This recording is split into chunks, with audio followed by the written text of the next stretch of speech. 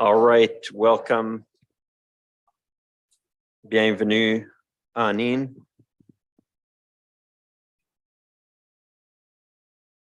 Thank you to our media and broadcast partners who are covering tonight's meeting. I'd like to begin tonight by acknowledging with respect that we are in Robinson Huron Treaty Territory, that the land upon which we are gathered is the traditional land of the Anishinaabe and known as Bawating, home of Garden River First Nation, Batchewana First Nation, and the historic Sault Ste. Marie Métis Council. And with that said, Madam Clerk. Under agenda item 2, I have a motion by Councillor Dufour here. I will change that to Councillor Vezo-Allen and Bruni. Resolve that the minutes of regular and budget council meetings of January 30, 2023 and budget meeting of February 13, 2023 be approved. Council, all in favor? Motion carries.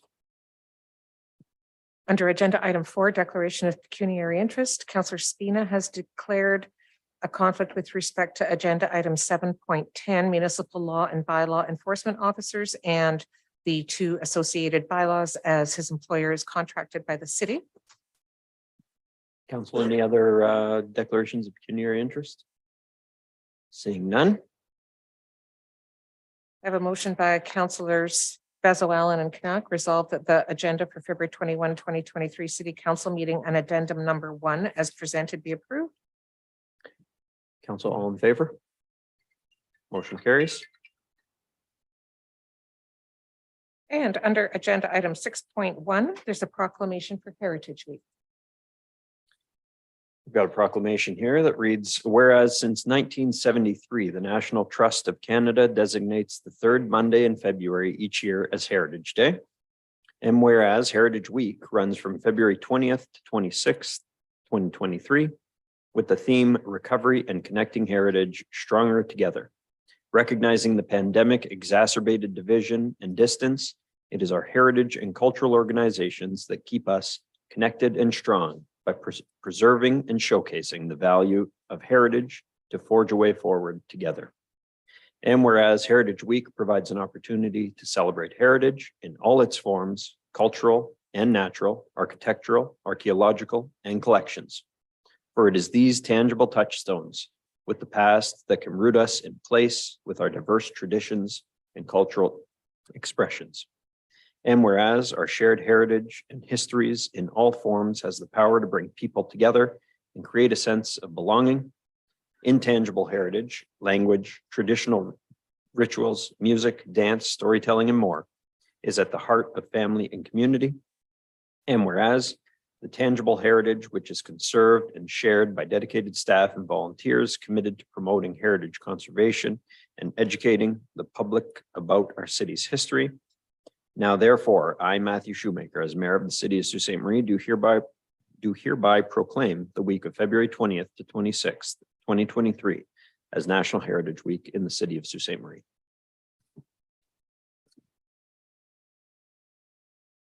And under agenda item 2, Algoma University, the president, Asma Vesna, is in attendance.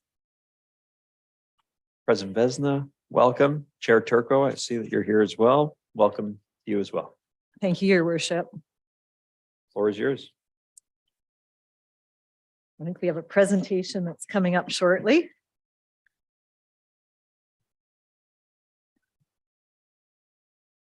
Good morning, good evening, everyone. Good late afternoon. I just wanted to take this opportunity to say thank you very much for giving us an opportunity to once again share some of the highlights about what is happening at the university right now. Lots of exciting things to share with you this evening. Do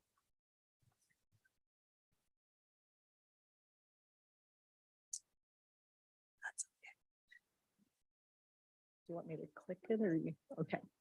Okay, so we'll go to the next slide. So a couple of things we wanted to speak about tonight, just so counselors are aware. We are expanding quite a bit of our academic programming currently. We've announced the new master's programming that's coming, as you'll recall.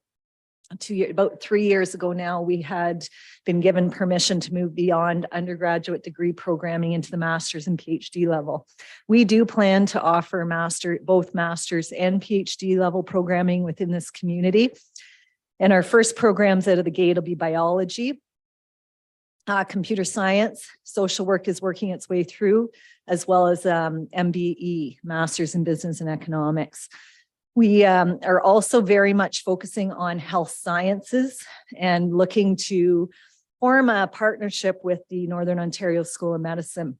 We have just worked through a memorandum of understanding with NOSM. We expect to be announcing that very soon. But what we're looking at now that we can offer master's and PhD programming is getting into a health science degree programming component that actually puts healthcare professionals into our community, whether that's medical doctors or that's psychotherapists, or it could be any really, the door is open. We're doing an analysis right now to see where are our biggest needs in this community and in this region. We know that our population is aging. We know we're struggling with mental health and addictions. There are a lot of places that we can put some programming support, and we'll be looking to engage with the community in the upcoming year. We're also still offering those 30 undergraduate programs. And I think that's what makes us very unique as a small university growing. We still offer quite a breadth of programming to all of our domestic students in the area, as well as a growing international population. The other thing that you may not know is that our students are becoming quite mobile. We've had 4 cohorts of students go out to different places in the world. We just had a group of students come back from Belgium. They were with one of our Canada research chairs, and they were studying brain science. We have another group of students that are actually out in Colombia right now, just returned on Friday, and they were working on the peace accord with the Colombian government. We just have a group of students in Guatemala, and they're actually looking at spirituality with the Guatemalan some of the Guatemalan tribes over there. So lots of really interesting things happening for students that are coming to Algoma. Yes, we're seeing a lot of international students coming into the community, but we're also giving a lot of our students international experiences, and those are now funded by the federal government in part. We just introduced a professional and continuing education school within the university.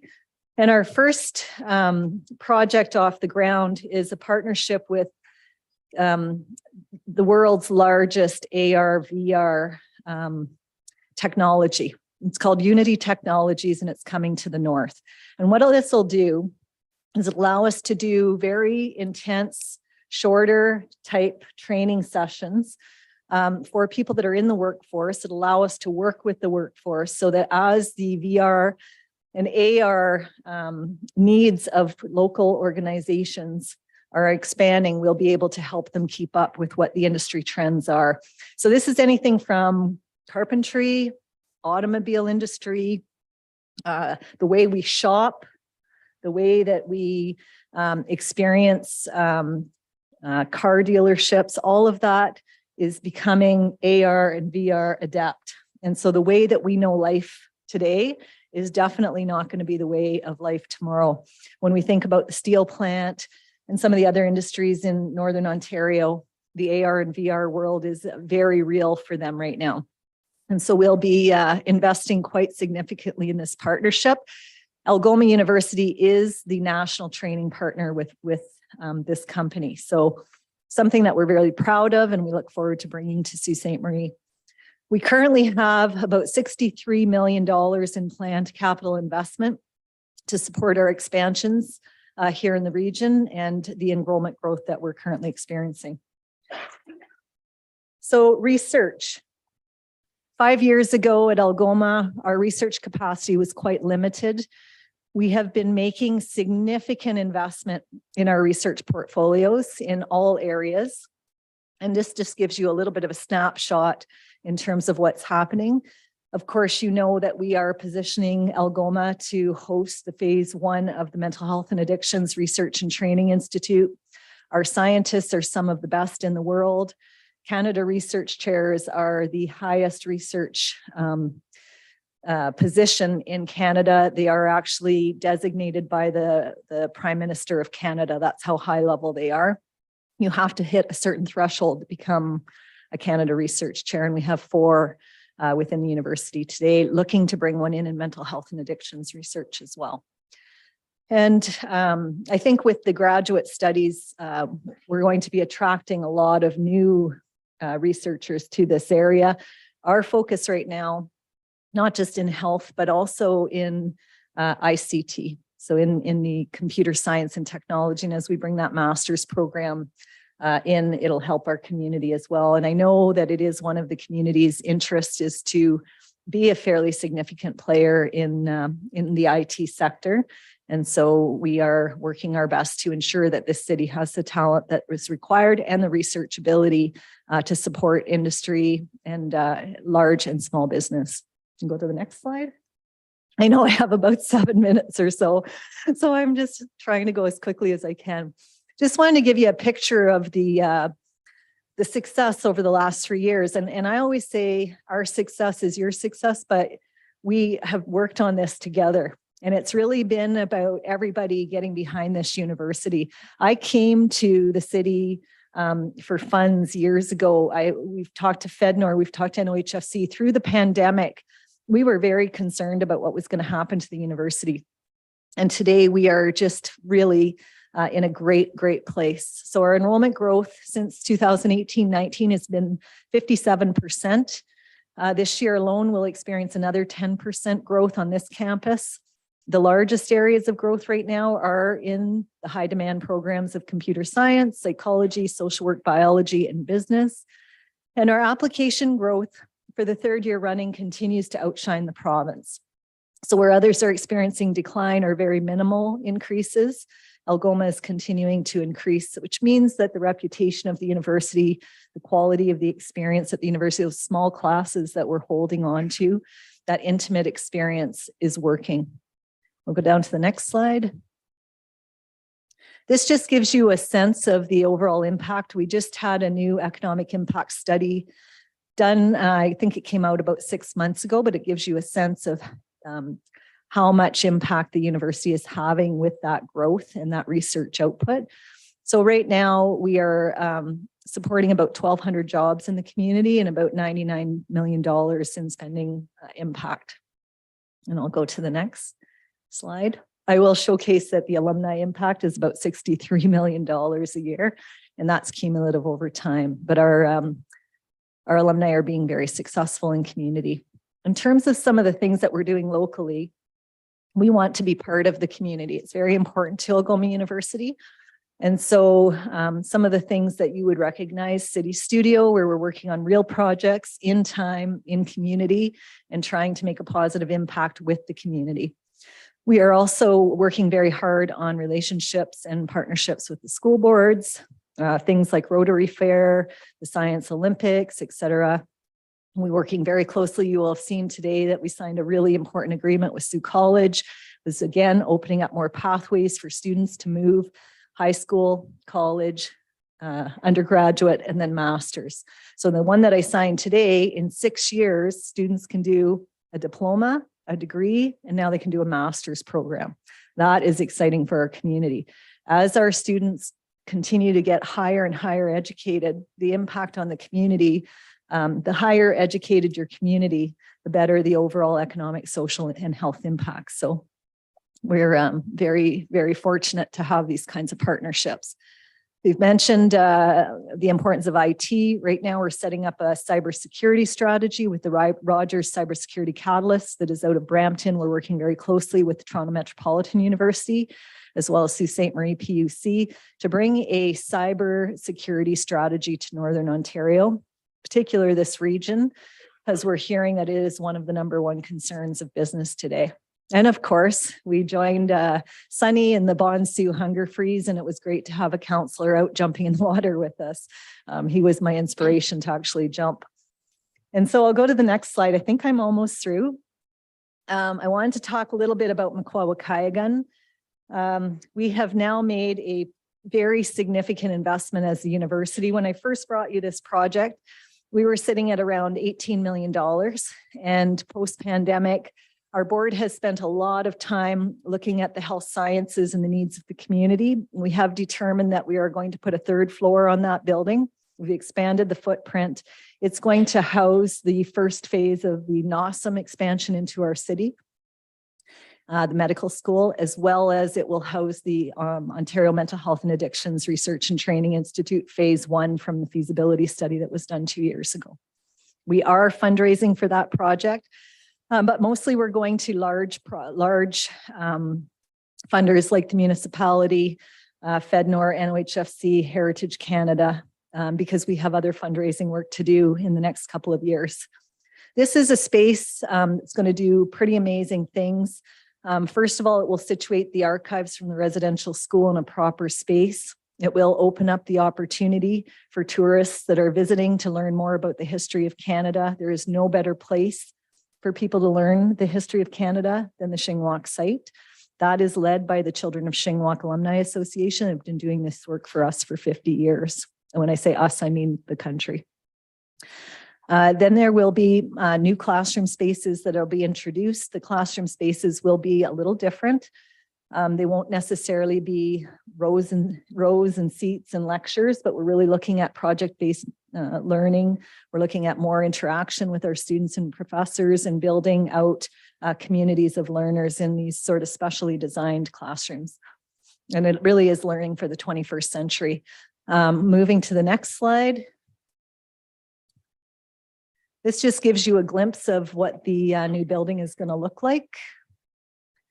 And there's a video, yeah, if you just press play. And we are at the final stages of design.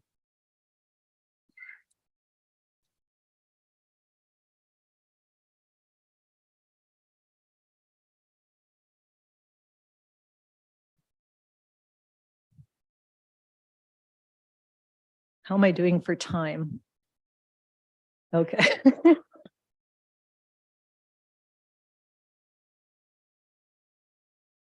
So this building will hold conference centers, research symposiums. It'll be a gathering place. It has, like I said, state-of-the-art classroom spaces, breakout spaces, and it'll also welcome tourists and visitors into the Shingwauk site as they're learning more about the history of Canada. It gives you a sense, open concept, Indigenous design, architects.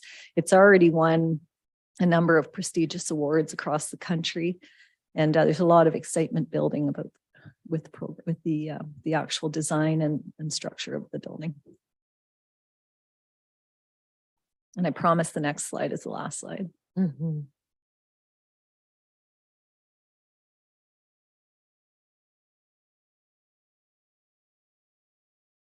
This is not your typical square building. I've never built a building like this, but we really felt that it needed to be one that was going to be a showcase for this city. When we are talking about what this building was designed to do, Makwa is bear. Bear means brings healing to community. This one in particular, we said, no, we're not going to box it. We're not going to create, the typical building. This one will be very special and I think is going to play a prominent role in where our community is going in reconciliation. We'll go to the next slide. So lots going on with the campus master plan. I did show you the campus master plan. I'll go to the next slide. Last time I was in. The idea is that we'll move to an addition on our science building in probably about 2028. So as we focus the health science program, the undergraduate degrees and the master's and PhD programs, then we'll position ourselves to put that science wing on. It's probably about a $60 million project that will come to the community, and we'll start working on the fundraising for that in the next 2 years. So that is, in a nutshell, a very quick update of what's happening at the university. And as always, I'm happy to take questions from the counselors. And again, thank you for having us here this evening. And Mario, I don't know if you want to come up and. Well, I never want to call you. How have been so organized, but thank you for having me here. I mean, I've been in education all my life. And what I've learned about Algoma in the last couple of years is that we have a real gold mine, some nuggets. And we have 4 institutes, post-secondary institutes in this community of 70,000 people. 4, Algoma, Sioux College, Gami, the Indigenous Institute, and Lake State across the community of 70,000 to boast that and to bring the economic and social and cultural effect that it has. We're truly, truly blessed. So thank you for saying a few words. Thank you, President Beslin. Thank you, Chair Turco. Councillor Hollingsworth, we'll start with you. Thank you. Through your worship. Thank you to both of you for coming tonight to do such a wonderful presentation. If I may say, having you here educates us, but it also helps the community know of the wonderful progress and positive progress that you and your team are making. So thank you for coming tonight. I'm happy to see about the mental health, the addiction side, the medical side, especially the partnership with Sioux College and the partnership with NAWSM. Are you able to comment on partnership with the Sioux Area Hospital? Yeah, so we've been continuing to talk with all the partners that have been part of the generation of the idea for a mental health and addictions research and training institute. So the hospital's been a very important partner. And where we see the hospital really coming into play is as we're working through the programming, the placements, the research, the internships, the some of the training pieces. They've got some really good experts. They also have people that can become faculty in the institute. So lots of interest by the hospital in participating. I think what we needed to do was to actually take the step forward and say, okay, we've got the feasibility study. We know what phase 1 looks like. And I think Algoma was the logical place to host phase 1 of the institute.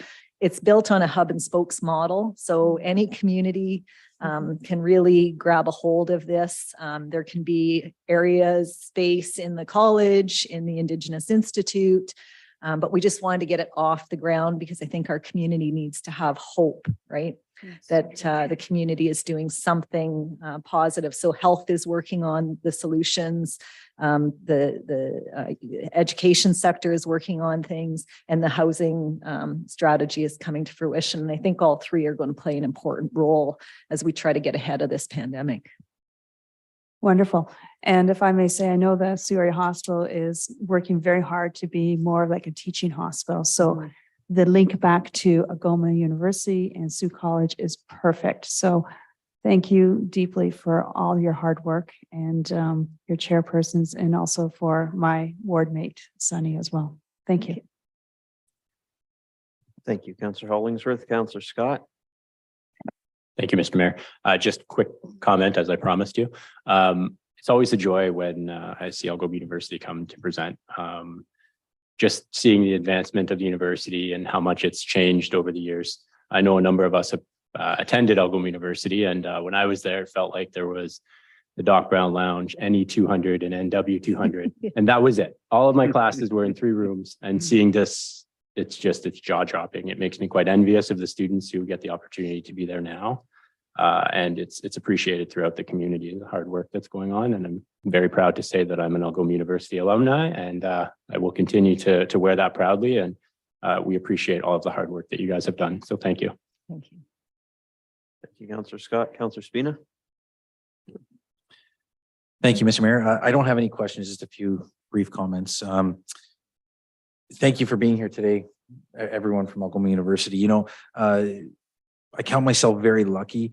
I'm very fortunate. You mentioned you have 4 Canadian research chairs, and I've spent some time with Dr. Steves, and absolutely nothing short of amazing, an absolutely incredible human being. I'm very fortunate to have spent time speaking with her. And I know it wasn't that long ago that you and I sat together with some really incredible people from the Children of Shingwalk at ceremony. And you know, you mentioned this new building, Makwao Kaigon, is not your typical build. Algoma University is not your typical site. It's very fitting to have something that is an absolute flagship to show the incredible history that you've been able to share with the students there. I've spent a lot of time talking to your students. They all know you. And that's the reason I think you're seeing your average at 7.6% growth while the provincial average is less than 3%. You've done an incredible service for our community, and I'm very excited to see what's happening going forward, and I'm excited for us to be a part of it. Thank you for everything you've done, and thank you for coming to share that with us. My hope is we can all be ambassadors for that information for our community and help share that message. So thank you. Thank you, Councillor Spina. Councillor Gardy. Thanks, Mr. Mayor. Thanks for coming and providing us the good news, which it is. The applications are up. Your enrollment's growing. You talk about $63.4 million in capital investment. My concern is housing. And I'm wondering, with the increased enrollment as part of that capital investment that you have planned, are there any plans for any more on-campus housing for students who are coming to our community, both domestically and from around the world? Yeah, through your worship. There is we've just completed a housing study for this area. And we know we do need to actually build another residence on our campus. One of the things I would encourage is that the city, which has, I believe, started a housing strategy for the whole community, that we continue to talk back and forth, because we do know that not every student wants to live in residence housing. And so we really need to put our heads together, because the growth is good for our community. And we don't want to see a university or college that has to turn away hundreds or thousands of students because there simply is not the infrastructure here. So I do think it requires even bigger conversation and commitments, but the university will be moving forward with its housing strategy over the next couple of years. Thank you. Thank you, Councillor Gardy.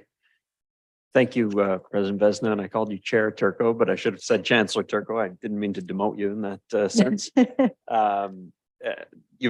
Councillor Scott touched on it briefly, but I think you've got 5, including myself, who are Algoma U alumni here, and so certainly in this chamber, your reach is practically a majority, and I certainly loved my time at Algoma U. You said you were holding on to those small class sizes. That was one of the things I enjoyed most about Algoma U, actually knowing my teachers. I've remained friends with a number of them over a number of years, and great experience that I had there. And I'm sure that great experience continues for many of your incoming and current students. So excited about your future plans, and we look forward to hearing more about them as they unfold. So thank you. Thank you very much, Mayor. And again, congratulations on your mayorship. And we're very excited when we see alumni in leadership positions in our community. And we'll share with you that Mayor Schumacher Algoma was one of the first places he visited, and we had a wonderful conversation and talked a lot about plans to work together with community. And I think if I leave you with anything, we've talked a lot about success. It is never one person, right? The success of Algoma, I just want to reinforce, that is a full community press, right? Everybody has been working really hard, and there's been many, many hands that have touched this university, and we will continue to be good partners to community. And do we always get it right? No, we don't.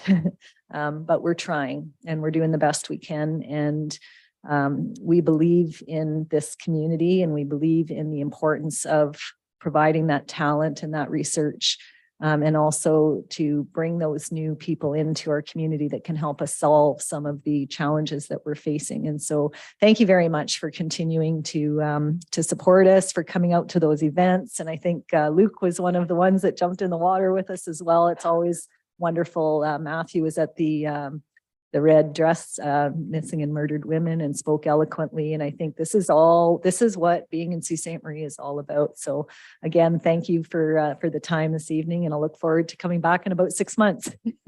We'll look forward to having you. Thank you. Madam Clerk. Agenda item 6.3 is a proclamation for Pink Shirt Day. As the community may notice, a number of us here today have pink shirts on, others have them nearby. So I'll read the proclamation for Pink Shirt Day, which is officially tomorrow. Whereas Pink Shirt Day began as an act of kindness in 2007 when two students wore pink shirts to school after witnessing a younger student being bullied for wearing one. And whereas Pink Shirt Day has evolved into a global call to action against bullying and discrimination and creating safe spaces for everyone in our schools, workplaces, and communities. And whereas we all share a collective responsibility to ensure that acts of bullying, discrimination, harassment, intimidation, and violence are unacceptable, as these could have a profound effect on an individual's sense of safety, self-worth, and ability to learn. And whereas Pink Shirt Day is an opportunity for each of us to stand up against injustice and collectively declare intolerance against all forms of bullying, recognizing our efforts to build a community that fosters respect, inclusion, fairness, equity, and compassion. And whereas Pink Shirt Day is an opportunity to actively promote and encourage respect, empathy, compassion, and kind behavior towards one another. Now therefore, I, Matthew Shoemaker, as mayor of the city of Sault Ste. Marie, proclaim Wednesday, February 22nd, 2023 as Pink Shirt Day in the city of Sault Ste. Marie. And that will bring us to consent. I have been asked to remove or accept agenda item 7.12, the parking on Morrison Avenue report from the consent agenda. Okay, council. Anyone with items on consent? Councillor Bezo-Allen. Thank you. Through you, Mr. Mayor, it's item 7.8, the market. Yes. To There Mr. is not there. Lambing today. I will just ask a question and hopefully someone can answer. Regarding the funding application to NOHFC, which is in the report, does anyone have any details about that application, what it's for, amount, that sort of thing, maybe? You, Mr. Mayor, to Councillor Bezo-Allen, yes, the application that'll be submitted is for $525,000. It would be a co-application with the market jointly. The wording you'll see in the resolution says that the city or the market will have to cover the overruns. That's a standard clause that has to be in the contract, and that's why it's there this evening. Great. And then my only other question is regarding the booths. Are those going to be revenue generating for the market board? So vendors have to rent them? You, Mr. Mayor, to Councillor Bezo-Allen, that's correct. All the booths will be there for the vendors to use. There'll be a fee to use. There'll be approximately 40 booths constructed. Thank you. Nothing further. I have nothing else on consent. Thank you. Anyone else on item 7.8? Councillor Zagordo, Through you, Mr. Mayor, to Mr. Lambing. Mr. Lambing. Just a quick question about the increase to the MGP architects of 43,859. At this time, why would there be that increase? And what is it for at this time? Sorry. You, Mr. Mayor, to Councillor Zagordo, when this originally started this project, it was more in the neighborhood projected at 2 to 2.9 million. When the tenders first came in, they came in at 3.3 to 3.9 million. It was value managed back down to 2.994 million. And so through that process, there's a clause in the Ontario Architects Association contract that allows them to charge a fee that's reasonable within that approach. We reviewed that with the city solicitor and it was deemed appropriate. That's why it's here for tonight for council's approval. Okay, thank you. Anyone else on 7.8? I did have a request to pull this from consent. We'll deal with all the questions at this point, and then we'll vote on it separately. Councillor Scott. Thank you, Mr. Mayor. Through you to Mr. Lambing. Forgive me, I may have forgotten. For the Green and Inclusive Buildings Program, the application, so we got the 1.7. Did we have to contribute a portion of that to get the 1.7, or is that just a straight grant?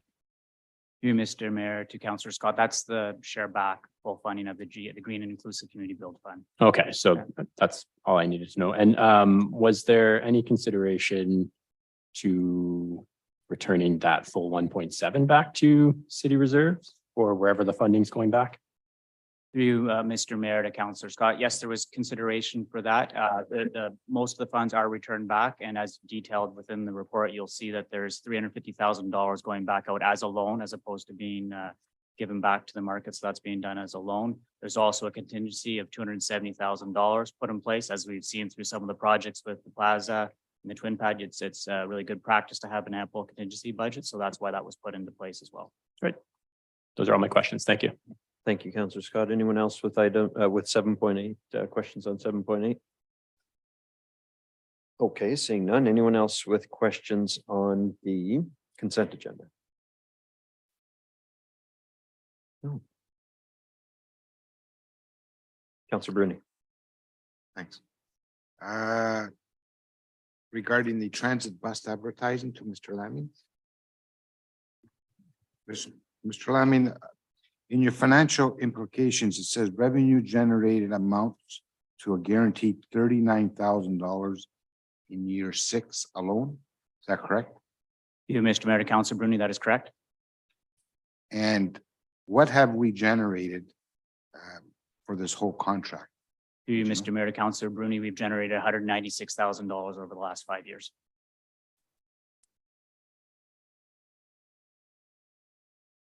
And is every bus, does every bus have advertisement or is it specific certain ones? To you, Mr. Mayor, to Councillor Bruni, all conventional buses, which are made up of 35-foot and 40-foot buses, do have advertising. You'll see the 6 with the full wraps that are quite prominent in the city. And there's also side and rear panel advertising as well as interior advertising. So all the conventional fleet does have advertising. There is the opportunity for Parabus and community bus to be advertised on, but right now we've stuck to the conventional units. So correct me if my calculation is wrong. If it's 6 years, we're making approximately 18,000 a year? No, No, through you, Mr. Mayor, to Councillor Bruni, we're making in excess of 40,000 per year. 40,000 per year. The breakdown, I can give you the exact breakdown. If you No, like. it's fine. And then the 5%, where does that come from? Through you, Mr. Mayor, to Councillor Bruni, that's the percentage of the billings. So we get a set amount every year. It goes up by about approximately $500 every year, and then we get a percent of billings.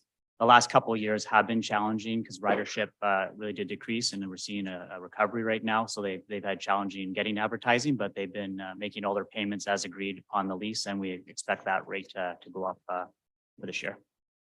Now, when this a contract expires, is there anybody else in the Sioux that would do this besides Sudbury Wolves Hockey Club? Through you, Mr. Mayor, to Councillor Bruni, I'm not sure if there's anyone with the capability in the Sioux. We'd invite anyone to put a submission forward. We will be doing a request for proposal later this year, and we invite everyone to apply through our normal RFP process. Okay, thank you. Thanks, Mr. Mayor. Thank you, Councillor Bruni. Anyone else on 7.9? Councillor Zagordo? Through you, Mr. Mayor, to Mr. Laming, is transit bus advertising something we actively go out selling or seeking, or is it assumed that individuals or companies will seek this out on their own?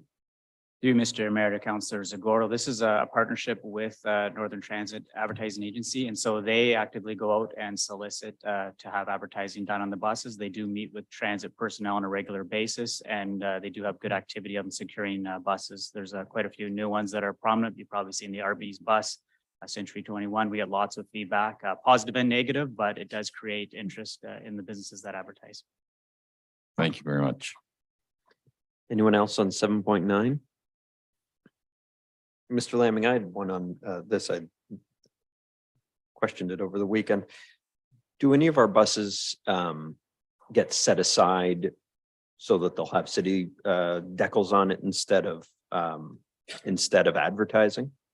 To you, Mr. Mayor, yeah, there were a few that we started when the rebrand happened with the new city logo. There was a couple that had that, but they do offer the ability to have side and rear transit advertising on them. So you can still advertise on them. Yeah, I mean, the most advertising, as much advertising dollars as we can get would be my preference. And I think council would appreciate any revenue that we can get whatsoever. So certainly from my perspective, if there's a bus that can be advertised on, we ought to sell advertising on it. Anyone else on Councillor Bruni? Is there other matters on the consent agenda? No, thank you. Anyone else with matters on the consent agenda? Councillor Zagordo? On 7.3, Okay. through you, Mr. Mayor, to Mr. Laming. We're busy tonight, Mr. Laming. Can you give us, for the sake of the new councillors, a quick summary of the stairwell at the GFL? Which stairwells are we are under construction, for what reason and why? Through Mr. Mayor to Councillor Zagordo, when we initially built the gardens, both stairwells were left open. These are the stairwells that are located at the south end of the gardens. They're heavily used for ground games and concerts for exit. And so they're open right now. Unfortunately, over the last year or so, there's been more individuals that have been frequenting that area and activities that have taken place there. We also have some issues with respect to birds that have been in the area as well.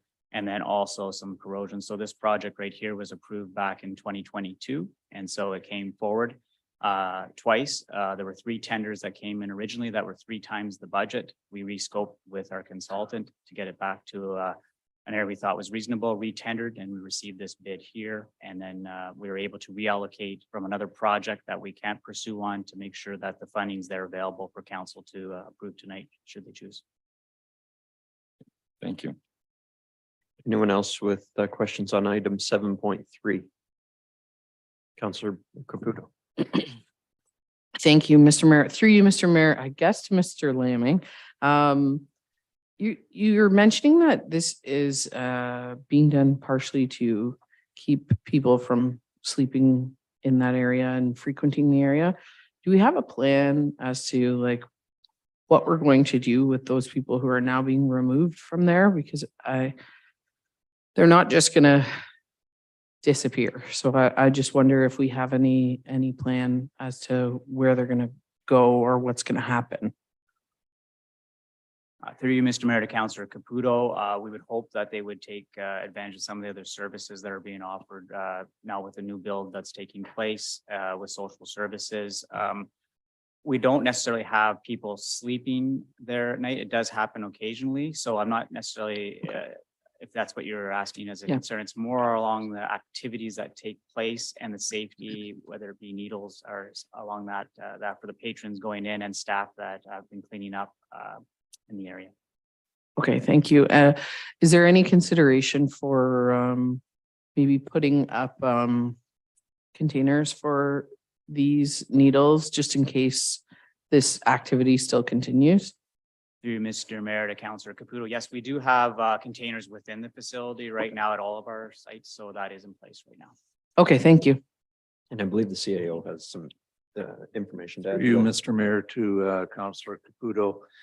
In situations like this, we would try and direct anyone who was in the situation to the best resource and staff best able to deal with them.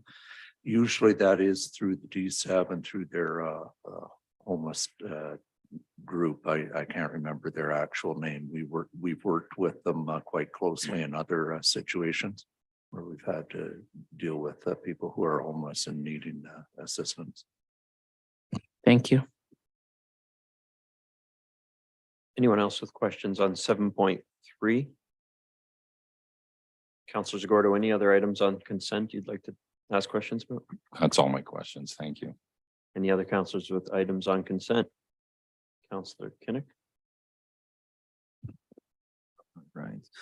Through you, Mr. Mayor, to Mr. Lamming.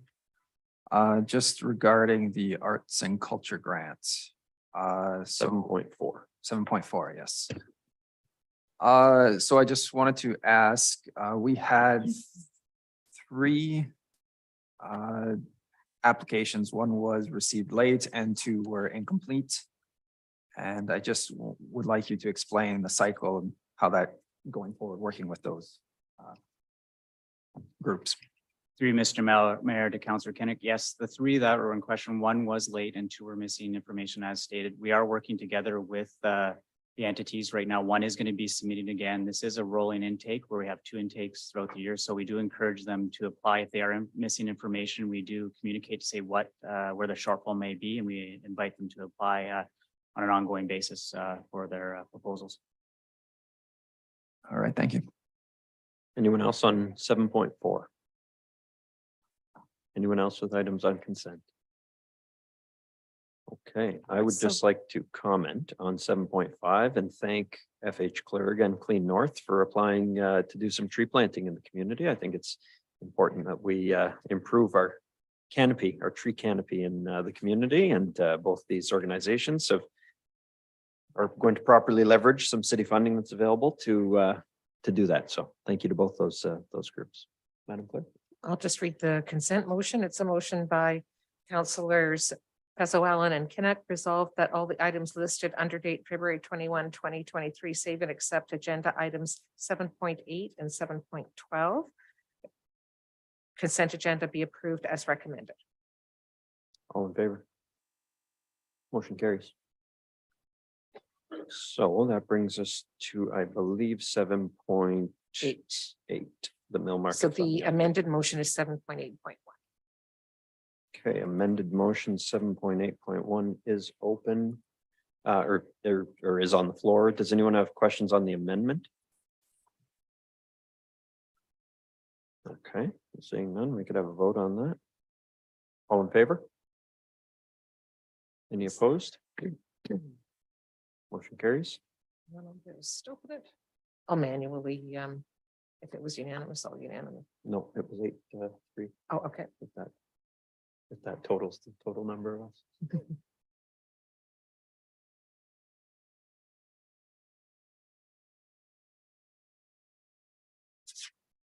So that motion as amended, it's a motion by councillors Duport and Canuck. Resolved that the report of the Deputy CAO Community Development and Enterprise Services dated January 9, 2023 be received, and City Council authorize an increase to the mill market project budget of $3,817,359. Further, that council authorize staff to provide a loan to the mill market for booth construction costs of up to $350,000 and request staff bring back a loan agreement for approval at a future council meeting pending NOHFC decision. Further, that council authorize a change order to increase the project by $270,000 to provide an increase to the project contingency. Further, that $708,089 be returned to the asset management reserve, $335,149 returned to uncommitted capital transportation funds. Further, that council authorize an increase of $43,859 to the agreement with MGP Architects and Engineer Inc. for the project. Further, that council authorize staff to apply as a co-applicant with the mill market to the Northern Ontario Heritage Fund, and that the city and mill market commit to cover cost overruns as part of the project. Could I just on that cost overrun thing, that's a requirement of provincial or federal funding, I believe. Could you clarify that, Mr. CAO? Through you, to Mr. Mayor and members of council, that's a requirement of NOHFC to have in their agreements. And so they do want it listed in the council resolution that authorizes it. As Mr. Lamming pointed out, we see this project as straightforward. We're not assuming that there are going to be cost overruns. It has been tendered already. The work is progressing quite well on it. However, to be a co-applicant with the mill market on it, we do require that wording.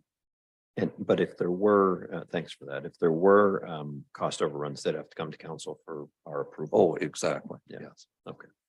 Thank you. Council, I think that motion is open on eScribe for voting. Yeah, I'm just waiting for councillors Spina and, oh, I got everybody now. So that passes 8-3 with councillors Hollingsworth, Bruni, and Scott dissenting. Councillor Bruni. Thank you, Mr. Mayor, for allowing me. I guess I don't know who I would direct this to, but this $350,000 that we're loaning, how are we protected that they're going to pay this money back to us? Mr. Lamming. Mr. Mayor to Councillor Rooney, the way this would be paid back if they're not successful in the NOHFC funding is there are opportunities through the mobile retail units for revenue to have as a source right there to repay the units back on we're proposing 4 of the units to have paid back monthly revenue through rental to those units could come back to the city.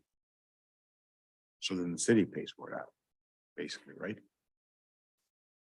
Through Mr. Mayor to Councillor Bruni, no, the city wouldn't pay. It'd be the rental of the units would be the revenue was going to go back to pay the $410,000 loan. So instead of that being repaid because it's taken care of through GICB, that money would be redirected to pay that loan only if it's needed.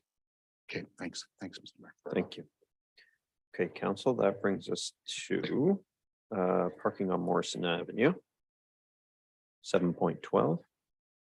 7.12, and that is a motion by councillors Dufour and Knapp resolved that the report of the manager of traffic and communications dated February 21, 2023 concerning parking on Morrison Avenue be received as information. And I believe there was the intention to have a motion directing that both sides of Morrison Avenue be declared or bylawed as no parking. Is that correct, Councilor Bruni? That's correct, Mr. Mayor. He's the mover. Is there a seconder for that motion? Councillor Kinnick, okay, it's your word. We all received some communication last evening from a constituent concerning this. I took a look at the area today and spoke to the constituent. I do think there is some value in having the south side of Morrison Avenue off of North Street, which is as you turn off of North Street, it's an incline. I think there's some value in having no parking in that area because it does present, in my view, at least a risk of a collision if you're turning there and there's a vehicle parked there. So I support this and I'll offer Councilor Bruni the opportunity as well. Thank you, Mr. Mayor. First of all, I want to say that the report is correct regarding the fact that there has not been any collisions on the hill of Morrison Avenue during the last 5 years. Reason what it was is because nobody was parking on the street. And so there was no reports that there was a collision. This issue was brought to our attention by a number of people who experienced almost colliding with parked vehicles at the same location on Morrison on the south side. There is a visibility issue with making the right-hand turns as it pertains to the parked vehicles. Councillor Kinnick and I are not asking for much. We just want no parking on the hill, so those close calls do not turn into fatalities on the south side especially. And I think it's something that has to be revisited. And I credit Councillor Nero at the time that brought this forward. So I echo the mayor's thoughts also on this. Thank you, Councilor Bruni. Anyone else?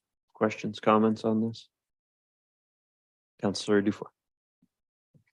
Yeah, just a question for the counselors there. Have you guys had a chance to talk to the folks who own the properties abutting where the no parking would be taking place? And those are the people who are in favor? Excellent, thanks.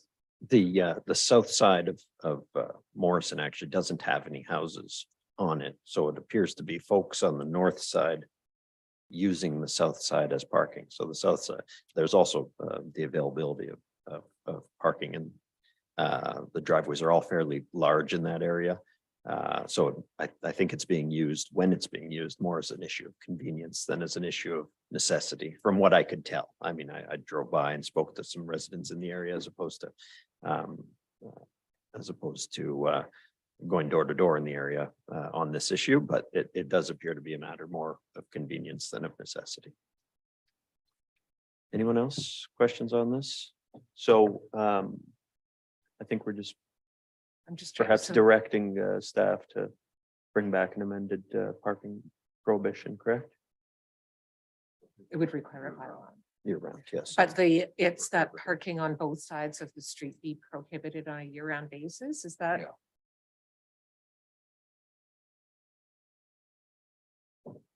It's already, from my understanding, prohibited on one side, and this is adding the south side, correct? Am I interpreting that correct?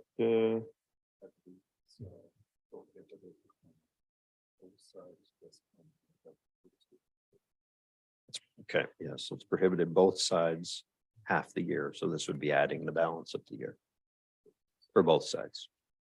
So I have. The original motion was Councillors Dufour and Knapp. Did you want to move this motion as amended? Councillor Bruni I think Councillor, Bruni is. and Knapp. Resolved that the report of the manager of traffic and communications dated February 21, 2023, concerning parking on Morrison Avenue be received, and that parking on both sides of the street be prohibited on a year-round basis, with an amending bylaw to be brought to us future council meeting. All clear to everybody, council? Okay, all in favor? Motion carries. Any opposed? Sorry, just for the record. Okay, none opposed. That carries unanimously. That brings us to planning. It's Do you wanna do not one quite up from 5:30 9, yet. Steve? Let's do, since we've got Mr. Arbus here, 9.2. Support for Bill 5. 9.3, yes. Anti-hate committee. So agenda item 9.3 is a motion by councillors Caputo and Gardy, whereas an anti-hate advisory committee would raise awareness and organize education on hate and action on anti-hate in Sault Ste. Marie. And whereas being an active participant in anti-hate education and activities is necessary to being a true ally and welcoming community. And whereas instances related to diversity, discrimination, hate and extremism, racial equity, anti-Black racism, racism against Indigenous peoples, homophobia, transphobia, xenophobia, Islamophobia, anti-Semitism, and the lived experiences of persons of color need to be recognized and addressed in order for us to continue on the path of being a welcoming and progressive community. And whereas implementing an anti-hate advisory committee would complement existing structures and further show our commitment to ensuring equitable engagement, as well as continuing to welcome and embrace diverse groups. Now therefore be it resolved that staff initiate discussions with diverse groups and report back to council with recommendations on the creation of an anti-hate committee, the structure for said committee, and the potential outcomes from the work of said committee. Councillor Caputo. Thank you, Mr. Mayor. Bringing this resolution forward has truly left me with a multitude of mixed emotions. On one hand, I'm proud to hold a position that has the ability to affect change. I'm proud to be an ally to minority groups, and I'm proud of the work that our city has done and continues to do to embrace diversity. On the other hand, I'm saddened that in 2023, this is a motion that we need to bring to the floor, but it is necessary. As a cisgendered white woman, I want to be clear that this is not about me. So I will read some of the comments that have inspired this motion and that have been sent to me by marginalized citizens of Sault Ste. Marie since this motion became public. I was inspired to bring this forward after hearing local leader Dave Mornick, who actually just walked in the door, speak at our January 30th council meeting. Mr. Mornick said, "This is a time for the city of Sault Ste. Marie to reflect on your commitment to unfolding and undoing anti-Black racism and creating a conducive environment for Black thriving and Black inclusion here in this community." A local leader of the Jewish community shared these words with me. These resolutions are so important and timely, particularly for those of us who are Jewish, amidst rising anti-Semitism and daily hate-fueled incidents against them. Many Jews feel worried, anxious, and unsafe in the communities they call home. For those citizens of the Sioux who are Jewish, we do not want to wait until incidents happen here to take action. A member of the local LGBTQ+ community shared, with the current state of the world, trans people are becoming increasingly unsafe, and they need our clear, loud, and unequivocal support and love.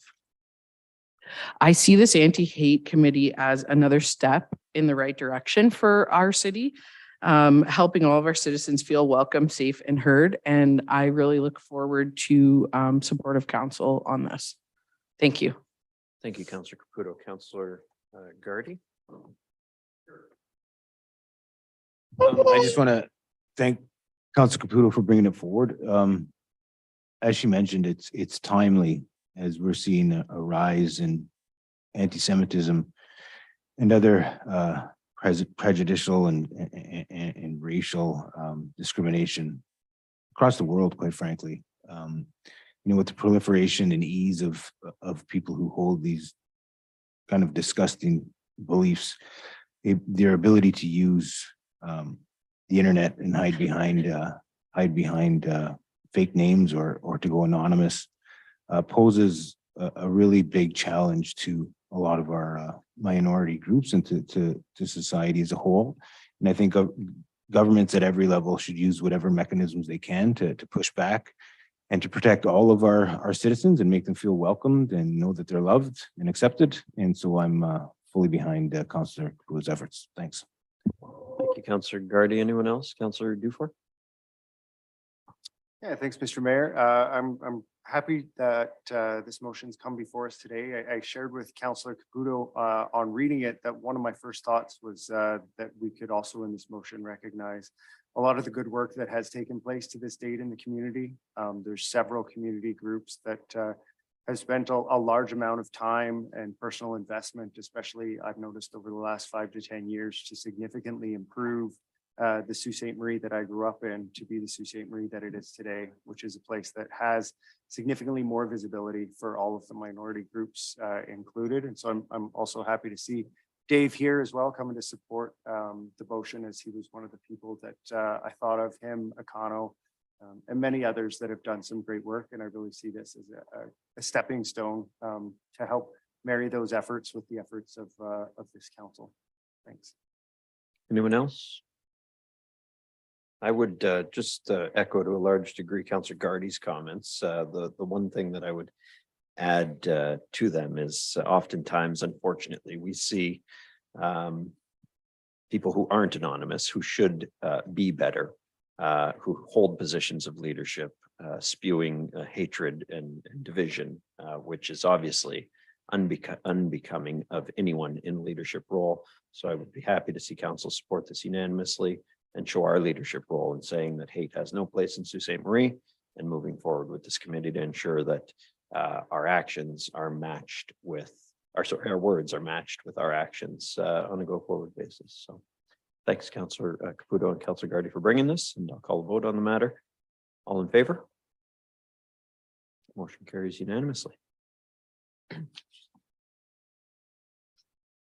will then take us to planning.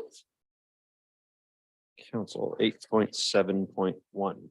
I have a motion by Councillors Dufour and Bruni, resolved that the report of, this is with respect to application A123 ZOP 690 Black Road. Resolved that the report of the planner dated February 21, 2023 concerning application A123 ZOP be received, and that council approve this application in the following manner. Amend the official plan by way of a notwithstanding clause OPA 245 to permit a single detached dwelling upon the industrially designated property. Rezone 690 Black Road from rural area zone to rural area zone with a special exception.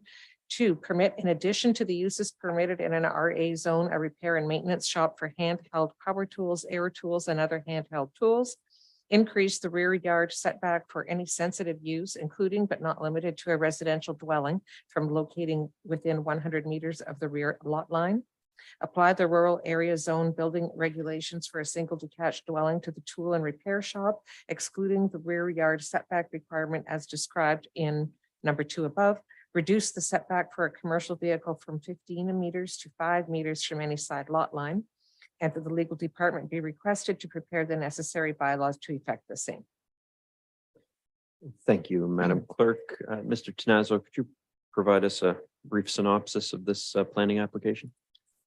Thank you, Mr. Mayor. The subject property is located on the east side of Black Road. It's about 180 meters north of its intersection with Second Line.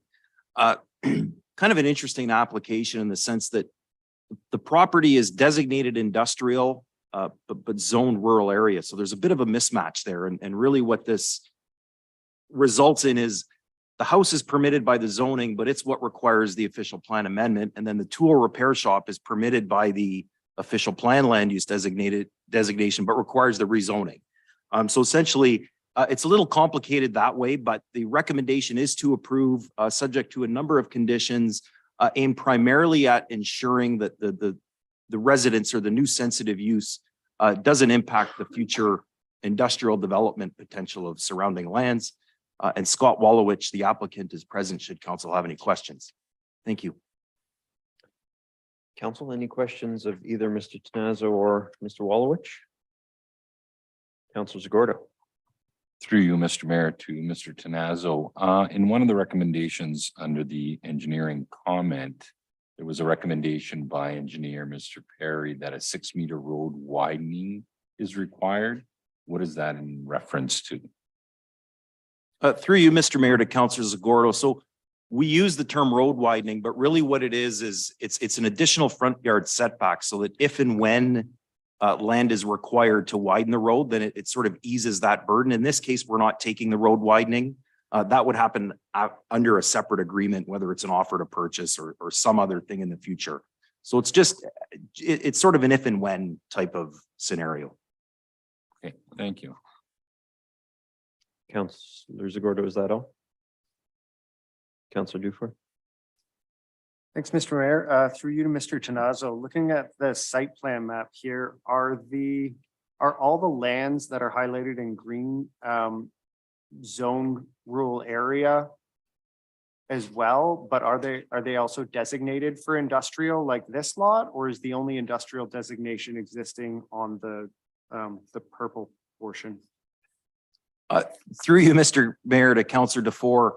So the area south of this lot is all zoned and designated industrial, and then this lot and to the north, up towards third line is designated industrial, but zoned rural. Okay, so then my follow-up question is the 5-meter setback to the dwelling adequate should the property at 704 choose to develop as industrial? Through you, Mr. Mayor, to Councilor Dufour, when we looked at it, there's a bit of a cluster of sensitive uses in this area already. There is a dwelling to the north on a similarly sized property. So we're of the opinion that given the land uses around it, that setback will be adequate. Okay, so it shouldn't prevent any future development on 704 then. Through you, Mr. Mayor, to Councilor Dufour, that's correct. Okay, thank you. Thank you, Councilor Dufour. Anyone else on 8.7.1? Okay. Anyone here to speak in favor of the application? Mr. Wolowich, if you wish to speak in favor of it, you're welcome to. Sure. This application is for my small tool repair shop. And this is a service that isn't offered locally. And currently all power tools repair to be sent down south. So this is an application to get that rezoning to build that shop and support local industry contractors and maybe provide some new job opportunities as well. Thank you, Mr. Wolowich. Thank you. Anyone here to speak in opposition to the application? Seeing none, call a vote on the matter. All in favor? Motion carries unanimously. Thank you, Mr. Wolowich. Which brings us to, I believe, 9.1. Yes. Agenda item 9.1, support for Ukraine. A motion by Councilors Knapp and Bruni, whereas the February 24, 2023 marks the 1-year anniversary of the illegal and unprovoked invasion of Ukraine by Russia. And whereas Russia's actions are considered by many to have crossed the threshold of being war crimes and include illegal actions such as the bombing of hospitals, national historic sites, leveling cities and villages, and raiding museums of cultural importance. And whereas Sault Ste. Marie has welcomed nearly 100 people displaced by this illegal war this year and is welcoming more every month. And whereas Ukrainians and Ukrainian diaspora have been an integral part of the diversity in Sault Ste. Marie for over 100 years. And whereas it is every citizen's and government's duty to stand for peace, freedom, and democracy, now therefore be it resolved that the City of Sault Ste. Marie and Council show support and solidarity with Ukraine and the Ukrainian people in their time of hardship and suffering at the hands of Russia, and that Council recognize that all people of Sault Ste. Marie stand together with Ukraine until the end of the war, and that Council urges the Government of Canada to support Ukraine morally, economically, financially, and militarily until the resolution of the war in a manner agreeable to Ukrainians. Councillor Kinnick. Thank you, Mr. Mayor. I would like to thank you, Mayor, and all the Suites that came out today for the flag raising to show their support and solidarity with Ukraine and the Ukrainian people in their time of hardship and suffering at the hands of Russia.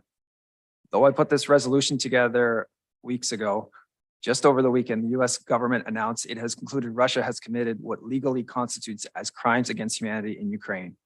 We all have heard and seen the results of deliberate targeting of civilians, schools, hospitals, apartment buildings, and power plants. Acts of torture in Bucha, Kherson, Izum, and other free territories. Some might say this is not a city government issue, but Ukrainians are currently fighting for freedom against tyranny, sovereignty instead of oppression, and the democratic right to choose their future. These are the principles each and every Canadian believes in. We at the city level must show our support to reinforce these beliefs and let the other levels of government know where Suites stand on this issue. Thank you. Thank you, Councillor Kinnick. And thank you for speaking today at the flag raising, not just in English, but also what I assume was Ukrainian. Councillor Bruni, anything to add? No, you spoke very. Thank you. Thank you. Council, any questions? Okay, seeing none, we'll take a vote on the matter. All in favor? Any opposed? Motion carries unanimously. Agenda item 9.2, support for Bill 5, Stopping Harassment and Abuse by Local Leaders Act. It's a motion by councillors Caputo and Bezo-Allen, whereas municipally elected leaders do not have an appropriate accountability structure when it comes to perpetrating violence and harassment in the workplace. And whereas the fundamental underlying principle of broadening diversity, equity, and inclusion in politics rests on the assumption that the workplace is safe.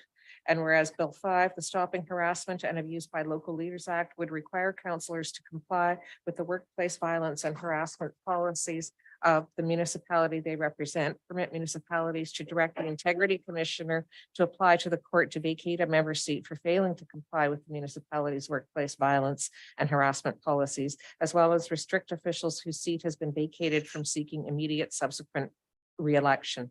And whereas over 20 municipalities have formally endorsed and communicated public support for Bill 5, and whereas Bill 5 would both hold accountable and protect all municipal officials, now therefore be it resolved that Sault Ste. Marie City Council express its support for Bill 5, Stopping Harassment and Abuse by Local Leaders Act. Further, that this resolution be circulated to the Honourable Doug Ford, Premier of Ontario, Ross Romano, MPP for Sault Ste. Marie, the Association of Municipalities of Ontario, and MPP Stephen Blaise from Orleans. Councillor Caputo. Thank you, Mr. Mayor. Stopping Harassment and Abuse by Local Leaders Act, also known as Bill 5, aims to amend the Municipal Act 2001 and the City of Toronto Act 2006.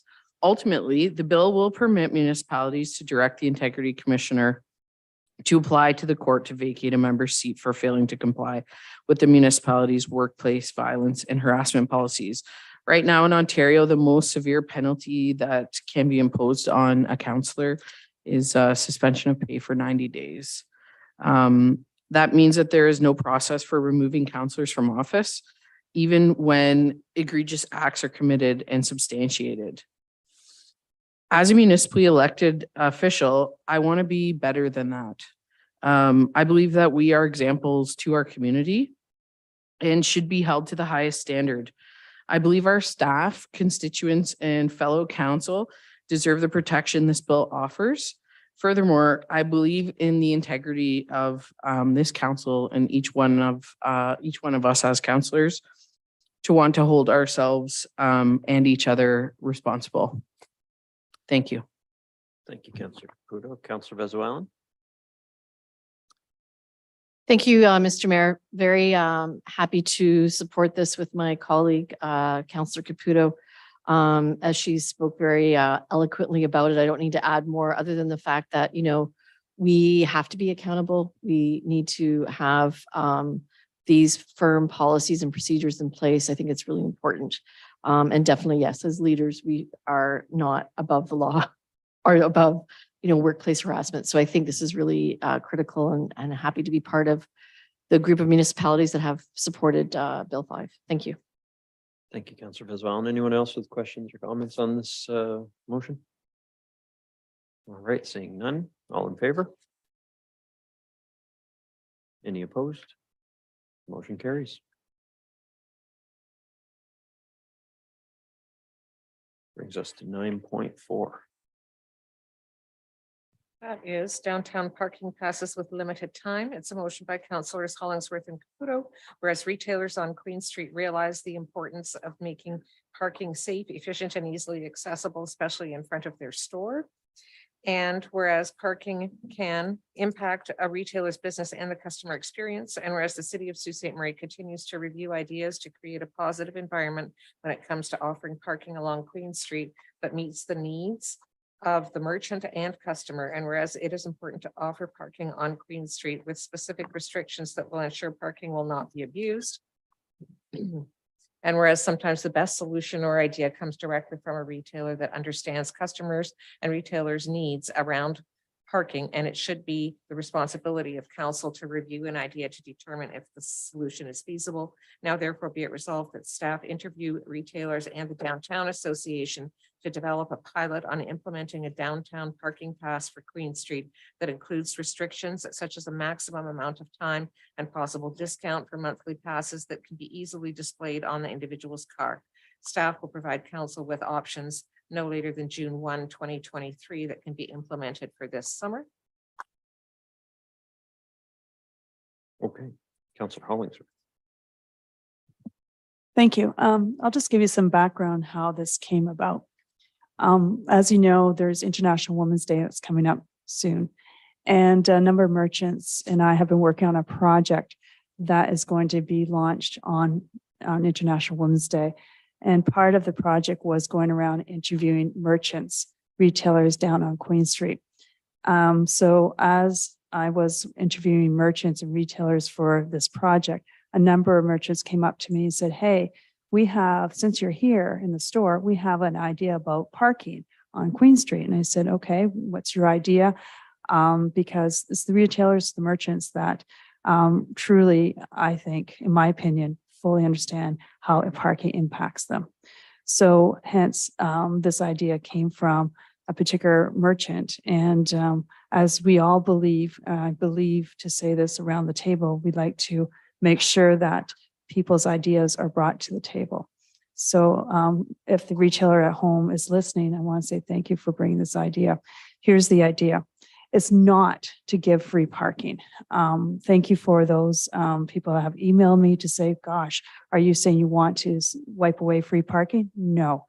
The retailer that brought this idea to me clearly has said this person is not looking for free parking for customers or their staff. Instead, they're trying to enhance the customer experience. So the idea is this.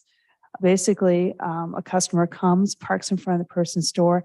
The customer may be running in for just a few minutes, forgets to put some money in the meter or forgets to use the app on their phone. They're just rushing in really quickly. And the retailer just wants to say, hey, I have a parking pass on the lanyard. Here it is. The retailer has already paid for parking. Go and put it on your dashboard, hang it from your rearview mirror. It's my way to say thank you for shopping with me.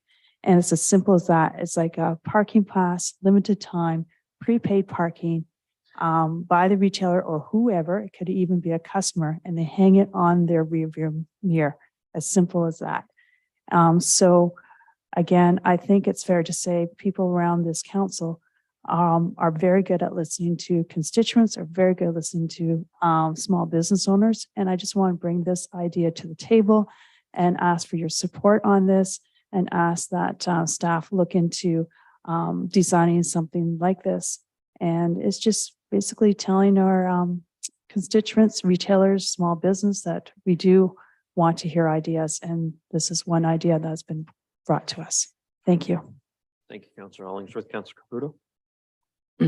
Thank you, Mr. Mayor, and thank you, Councillor Hollingsworth, for bringing this forward.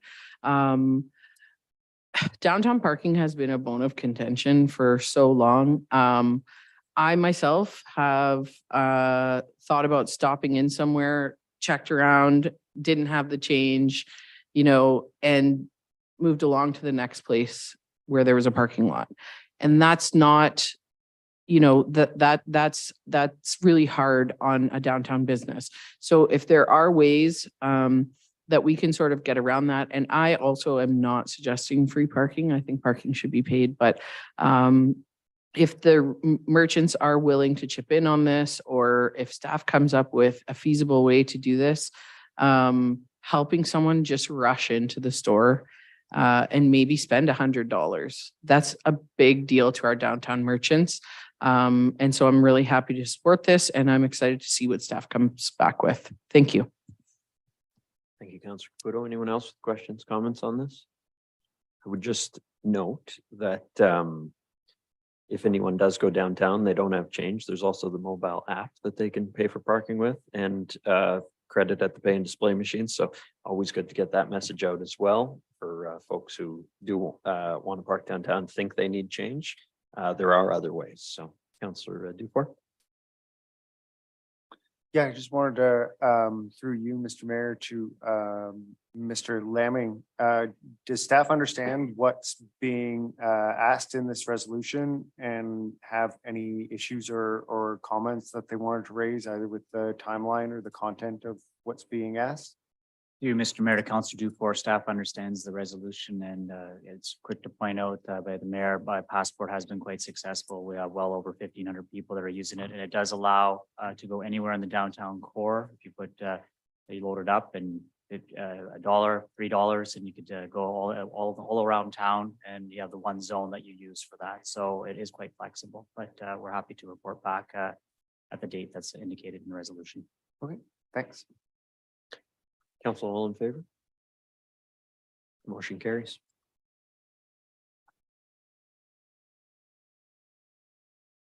Brings us to 9.5. Councillor Caputo's, I think, trying to break a resolution Previous drafting record. motion. It's a motion with respect to fruit bearing trees by Councillors Caputo and Hollingsworth, whereas the city of Sault Ste. Marie is committed to planting trees annually. And whereas fruit bearing trees can help to combat food security issues and bring forth opportunities for education regarding the origins of food and how to grow it. And whereas planting fruit bearing trees could create potential community growth and development, including events to pick and bring home fruit, education sessions on growing, cooking classes, and more. Now therefore be it resolved that appropriate staff be requested to review and report back to council regarding the feasibility of procurement and planting of fruit-bearing trees within the city as part of the city's current new tree allotment. Councillor Caputo. Yeah, I'm happy to report I'm not nervous to put forward a resolution, as you can see now. So I'm settling into council. I just want to say I'm really excited about this possibility. I think that when we are talking about this resolution, the thing that comes to mind obviously is the trees. But it's so much bigger than the trees in my mind. And I think the analogy that I continue to use, obviously, it's very fitting. This resolution is like planting a seed. I think about places like a Traverse City where many of us have probably traveled for Cherry Fest. That didn't just happen overnight. Those things they were playing the long game when they planted those trees. And that's what I really want to do with this. I think about our fall. I think about how beautiful it is here, how many activities we have. I think about like hub trail tours, bringing tourists here and seeing the fall foliage. Of course, the Agua Canyon Tour Train is always, booked. But having an apple festival with like apple cider, apple pies, I see it. And it might not happen, this year or even in my time on council, but I really hope that it does happen. So the planting of these trees is a lot larger than just the fruit bearing. The other pieces are also valuable, giving back to combat food insecurity and all those things. But truly, there is a plan in my mind for this. And I hope that we can see it through and that staff is in agreement. And that's it. Thank you. Thank you, Councillor Caputo. Councillor Hollingsworth. Thank you. Thank you, Councillor Caputo, for allowing me to be your seconder. This is an excellent idea. And I just wanted to use this time to say also thank you to Public Works for doing a great job and maintaining the current orchard across from the casino. However, I just want to say Councillor Caputo has many great ideas, and this is just the as she said, planting the seed for many more to come. So well done. Councillor Dufour. Thanks, Mr. Mayor. Just as part of the staff survey and the report that comes back, can staff reach out to the folks at the ATM Brule site to find out what the challenges and opportunities were from the urban orchard that was planted there a few years ago? See if there's anything we can learn or build off of. Thanks. Thank you. I'm sure that is doable. Yes, I see the CAO telling me that is doable. Anyone else, council? Councillor Spina? Thank you, Mr. Mayor. I'm not sure who we direct the question to, but perhaps it's just for the report that would come back. Just a few questions, concerns that came in from members of the community surrounding wildlife, rodents, bears, whatnot, that may be attracted by these types of trees, and what we can do to mitigate that risk for communities, and potential locations that would be low risk or have less of an impact on communities. As well, and I don't think staff would explore this, but people were concerned about having fruit bearing trees on the edges of roadways in case someone was trying to harvest something on the edge of the road. I don't expect that would be something, but I just want to make sure that the citizens are heard when they're bringing their concerns forward.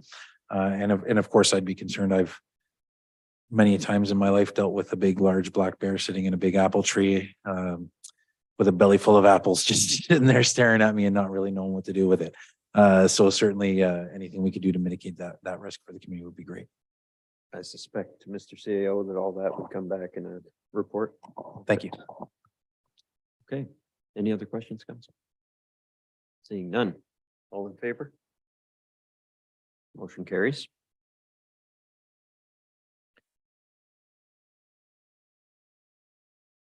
And that will bring us to bylaws. I have a motion by councillors Dufour and Kenneth resolved that all bylaws under item 12 of the agenda under date February 21, 2023, save and accept bylaws 2023-27 and 2023-28 be approved. All in favor? Motion carries.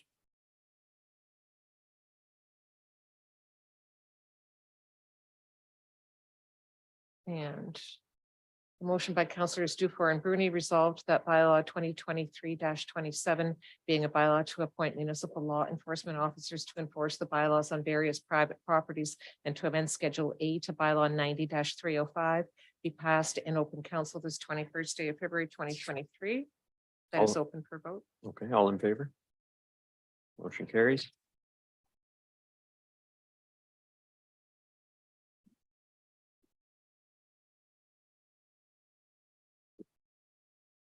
And bylaw 2023-28, a motion by councillors Dufour and Bruni resolved that bylaw 2023-28 being a bylaw to appoint bylaw enforcement officers to enforce the bylaws of the corporation of the city of Sault Ste. Marie be passed in open council this 21st day of February 2023.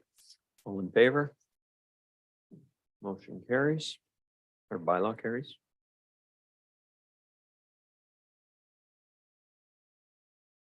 And then I have a motion by councillors Dufour and Kenneth resolved that this council move into closed session to consider one item concerning a proposed disposition of land and one item concerning labor negotiations. Further be it resolved that should the said closed session be adjourned, the council may reconvene in closed session to discuss the same matters without the need for a further authorizing resolution.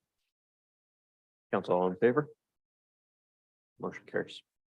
And a motion by councillors Dufour and Bruni resolved that this council now adjourn. All in favor? Motion carries.